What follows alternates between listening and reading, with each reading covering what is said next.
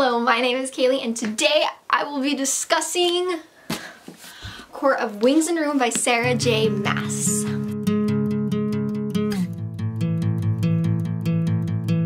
Alright, if you guys have not heard of this series or heard of this book or anything and you're just really confused about what this is, well, this is the third and final book in Sarah J. Maas's A Court of Thorns and Roses series.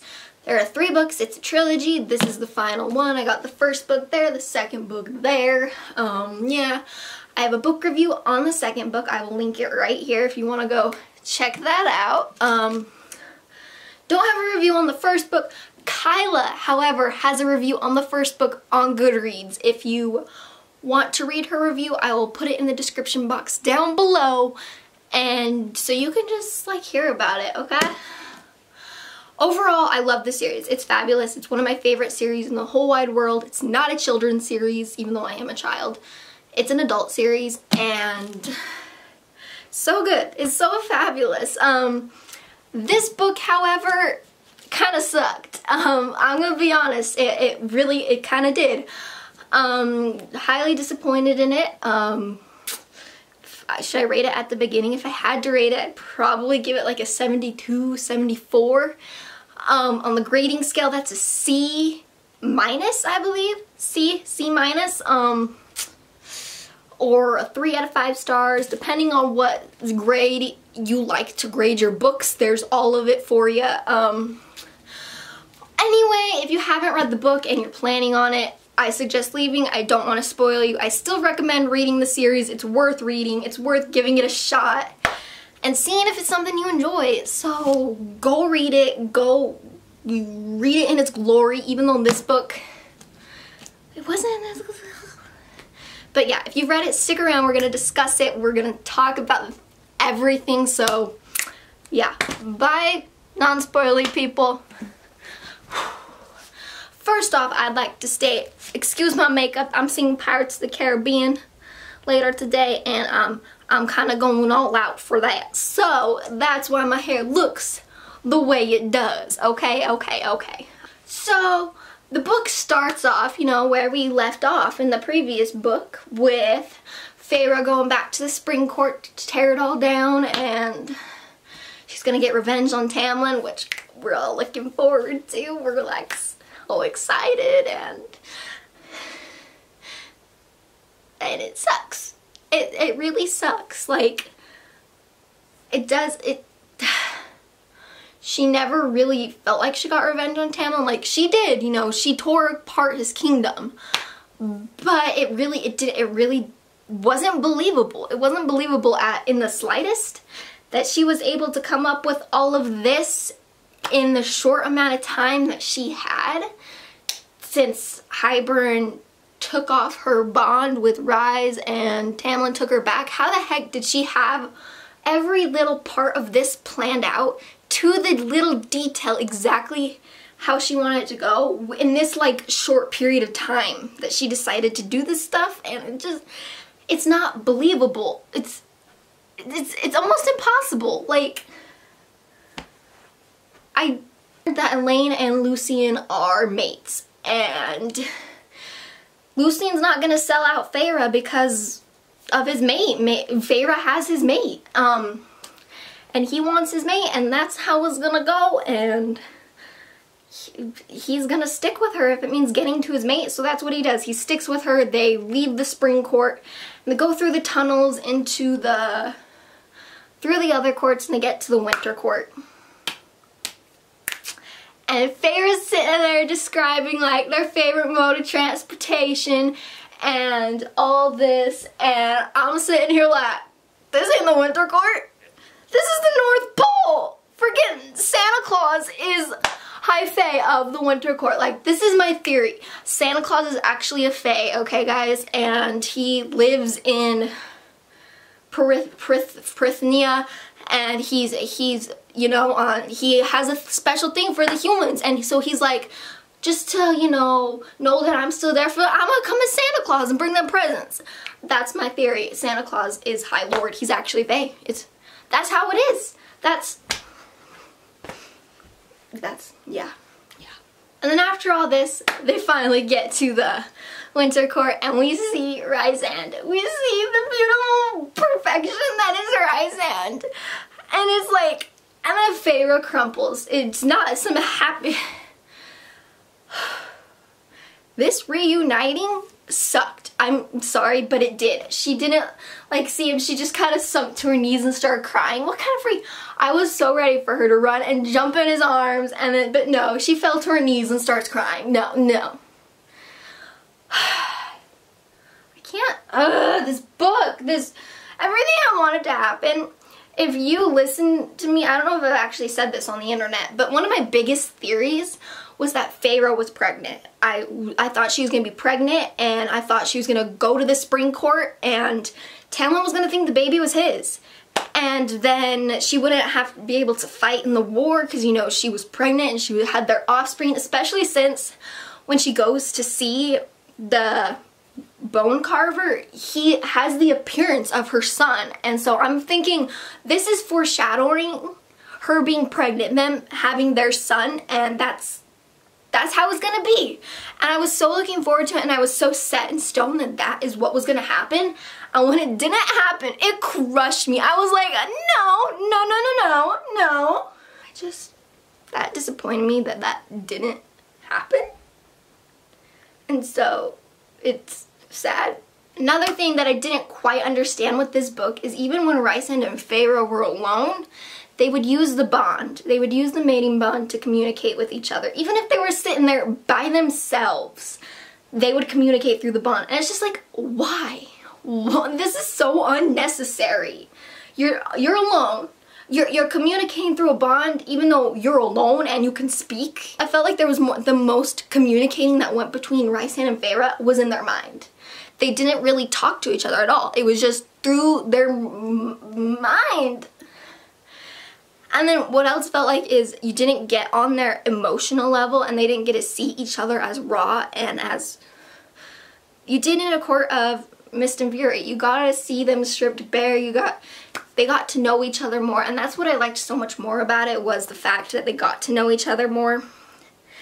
And they didn't. It's so stupid. Like, I want there to be more of this cutesy romance and seeing them each other and like just seeing them love each other more than just in a sexual way. And then there was romance that I did love throughout the book, and that was Cassian and Nesta.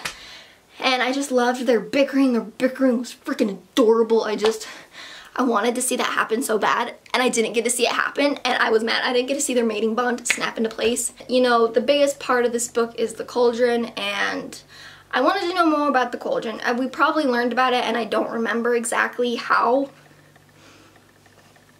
things happened with it, but I really wanted to know more about its backstory and how it was created and such. Like, it acts like it's a living, breathing human being, so I'm wondering, like, if it was created, if, like, there was this high lord or something that was, like, so incredibly all-powerful, and he, like, couldn't, it was dangerous to everyone, so I wonder if he, like, they all got together and destroyed him.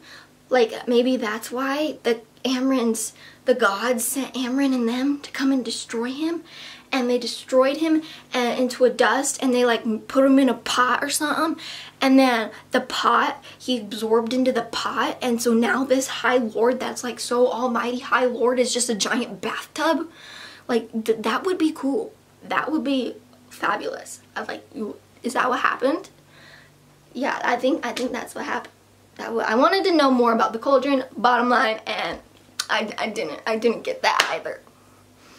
Feels like Feyre's character development went down. So, you know, it was kind of in like a steady flow in the first book, you know, it just kind of, and then you get to A Court of Mist and Fury, and it like shoots up her character development. She's like tough, she's kick butt, she's boss, and it's amazing.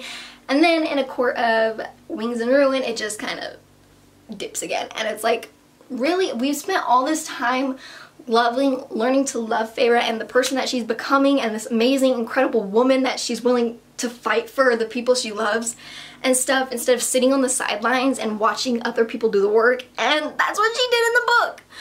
The first battle that happens, she comes up and Rysand's like, you're gonna stay over here, and with Mor and Nesta, and we're gonna go fight. And she's standing back there watching the battle, and then Rise gets back, they like won, etc, etc, and she's like, Rise, I don't know if I can fight in this. Will you think I'm a coward if I don't fight? If I just stay behind and not fight? And then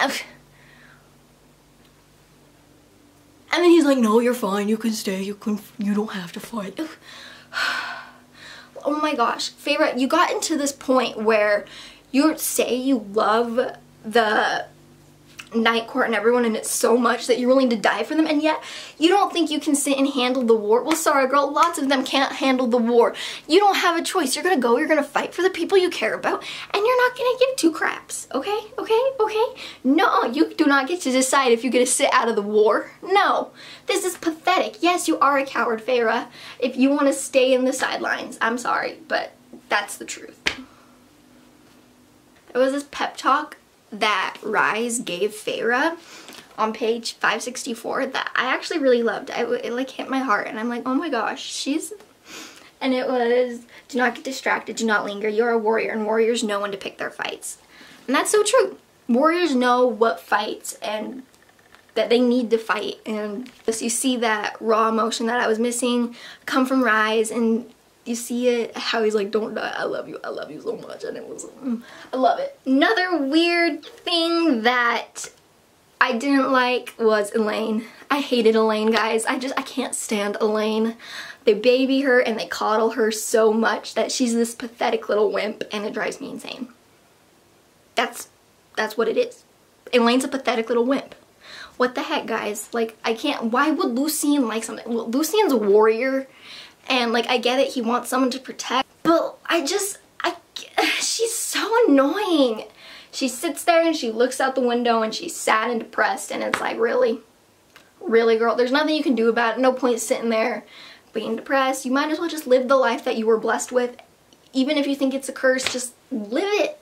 Just enjoy it. Anyway, even the ending of this book was crap. It was complete and utter crap. The war was crap. The way it ended was crap. I was expecting there to be something that happened that made me sad. That, like, you know, of course Rise almost dies, but I kind of knew that she wasn't going to kill off Rise. And so when he died, it wasn't quite as heart-wrenching, and then like by that time something was happening, and so I knew he wasn't going to die. I knew somehow he was going to come back to life, so there wasn't that heart-wrenching terror that someone's going to die, or heart-wrenching grief that someone died. No one did. And okay, that it's war and you guys had like 0 casualties of any of the important people. Is that for real? Another thing was Mor.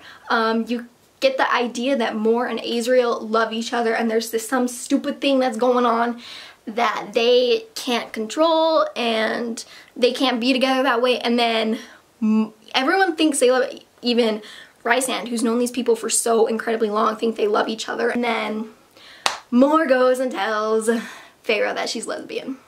Like, I don't care that happened, but it just felt forced, honestly. And to have Sarah build up something that you're kind of looking forward to happening, and then have her shoot it down like that. Another thing that pisses me off is she hasn't told anyone about it. And you know, I get where she's coming from, but she turned Azriel on. I'm not gonna lie, she did. She totally turned him on, and she's messing with him and his head, and that's not okay. That's not cool. You can't do that to a dude. It's just, I can't. I'm so pissed at Mor at this point for keeping that a secret for so long, to a point where it's hurting the people around her. And it's stupid. It's really, Sarah, you can do so much better than this. I know you can. I have proof that you can. Proof. Proof. Proof. Proof. Proof. Proof. Proof. Proof. Wait. Proof. I know you can write a good book. And I know, like, honestly, what it felt like was she had 2 ginormous books, and then when the last book rolled around, she needed to get her word count up, so she added a bunch of nonsense. The whole book, they're just planning for war, and nothing happens. Nothing that makes, they could have had this be a 300-page book. But no, she needed to get her word count up, it feels like, and so she added a bunch of nonsense. And it's annoying, honestly, but that's how it goes, I guess.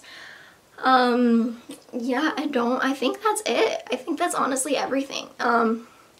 Anyway, thanks for coming and chatting with me. Like, comment, subscribe, leave your thoughts down below. Let me know if you agree or disagree, or if you had any other thoughts and points that I didn't talk about. Love you guys. I guess I'll see you next time with my next video. Okay, bye. Where do you go away now? Where do you hide away now? Where's that place of hope? How do you figure it out?